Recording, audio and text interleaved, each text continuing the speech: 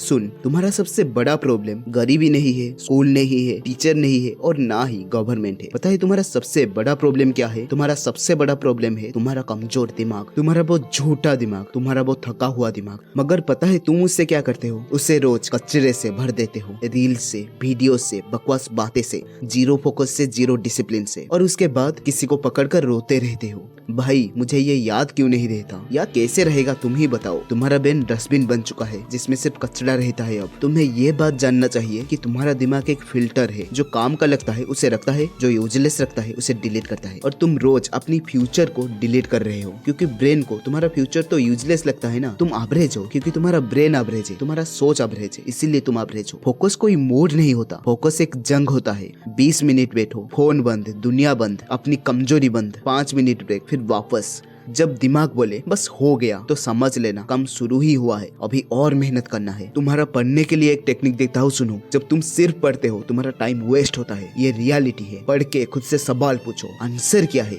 अपनी दिमाग को ये याद करने पर मजबूर कर दो। जो चीज दिमाग दर्द से कर याद रख, वो इसे कभी नहीं भूलती। जब हड़बड़ी में तुम किताब उठाते हो, एम क्या रखते हो? पूरा चैप्टर एक साथ खत्म करूंगा। तू सुपरमैन है क्या? तो इस चैप्टर का टुकड़ा बना, एक तोड़, फिर दूसरा तोड़, फिर तीसरा तोड़। दिमाग को ट्रेनिंग दे, ना कि टॉर्चर कर इसे। और जब तुम पढ़ते हो ये याद रखना, सिर्फ आंखें काम करना नहीं चाहिए। लिख इसे, बोल इसे, इमेजिन कर इसे।